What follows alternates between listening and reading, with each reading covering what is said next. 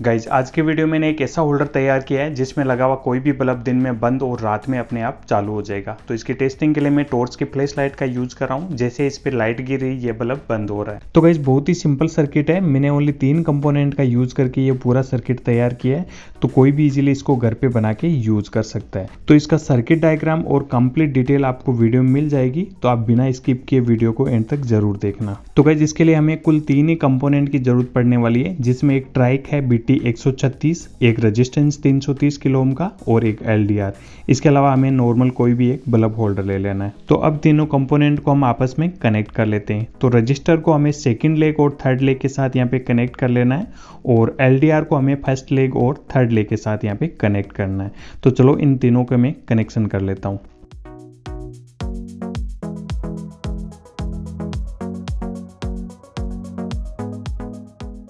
तो भाई ये पूरा सर्किट बन के तैयार हो चुका है। अब हमें इसके साथ इनपुट और आउटपुट के 2 वायर कनेक्ट करना है। तो फर्स्ट पिन के साथ हमें इनपुट देना है और सेकंड पिन से हमें आउटपुट मिल जाएगा। तो चलो इसके कनेक्शन कर लेते हैं। तो गाइज यहाँ पे दोनों वायर कनेक्ट हो चुके हैं और अब ये जो हमें 2 वायर मिले हैं ये आपका डायरेक्ट लाइट के साथ यहाँ पे कनेक्ट हो जाएगा। तो इसको मैं यहाँ पे होल्डर के साथ कनेक्ट कर देता हूँ। इसके अलावा हमें कोई भी अलग से बैटरी वगैरह कुछ भी यहाँ पे लगाने की जरूरत नहीं है। ये डायरेक्ट ही AC सप्लाई से काम करने लग जाएगा। तो चलो इसको मैं ओपन ही आपको एक बार पूरा टेस्टिंग करवा देता हूँ। लेकिन सर्किट को ऑन करने के बाद इसको कहीं पर भी हमें टच नहीं करना है, क्योंकि इसके अंदर 220 वोल्ट की सप्लाई चलने वाली है। और टेस्टिंग के लिए मैंने एक LED बल्ब और एक 100 वाट का बल्ब दोनों लिया है। तो दोनों में आपको टेस्टिंग करके दिखाने वाला हूं कि दोनों में काम कर पाता है या नहीं। तो पहले मैंने LED बल्ब को कनेक्ट कर लिया है और अब इसको सप्लाई के साथ यहाँ पे कनेक्ट कर देते हैं। तो यहाँ पे देख सकते हो सप्लाई ऑन हो चुकी है और अब हम इस पे रोशनी डालने के लिए यहाँ पे मैं टॉर्च का यूज कर रहा हूँ, क्योंकि दिन में तो सूरज की रोशनी से ये काम कर जाएगा। तो अभी आप देख सकते हो जैसे इस पे लाइट गिर रही है बल्ब को बंद कर रहा है और जैसे हम टॉर्च को दूर करते हैं ये ग्लो हो जाएगा। और दूसरी बात गाइज, ये सर्किट तभी काम करेगा जब इस पे डायरेक्ट रोशनी गिरेगी, यानी कम रोशनी में ये सर्किट को बंद नहीं करेगा, चालू रहेगा। तो आप देख सकते हो जैसे इसके सामने टॉर्च आती है तभी ये सप्लाई को कट कर रहा है। ये सर्किट बिल्कुल अच्छे से यहाँ पे काम कर रहा है। तो अब हम इसके साथ एक 100 वाट का बल्ब भी कनेक्ट करते हैं और देखते हैं कि 100 वाट के लोड पर ये कितना काम कर पाता है।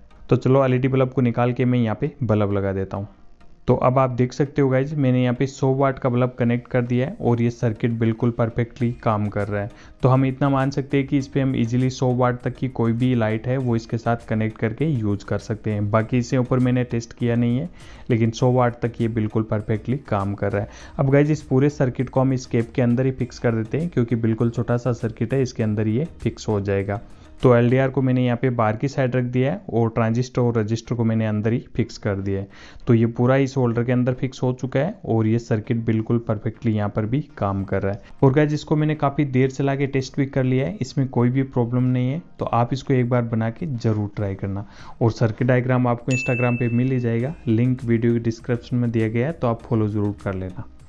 तो गाइज उम्मीद है कि आपको ये छोटा सा प्रोजेक्ट ज़रूर पसंद आया होगा। तो प्लीज़ वीडियो को लाइक और चैनल को भी सब्सक्राइब कर देना।